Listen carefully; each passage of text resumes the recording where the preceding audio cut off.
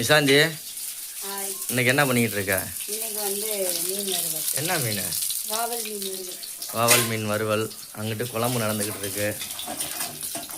போடு போடு போடு போடு சொல்கிறேன். அடுத்த மீனை பொரி. ஆஹா, வாவல் மீன் தவா வறுவல்.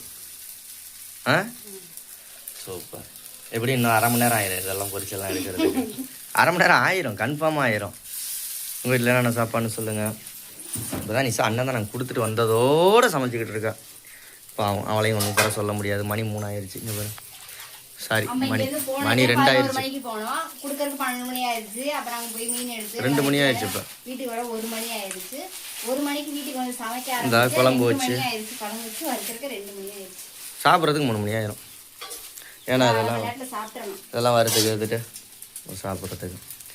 ஓகே, சப்ஸ்கிரைப் பண்ணிக்கோங்க. வேறு நினைச்சா பாய் சொல்லிடுற எல்லாருக்கும்.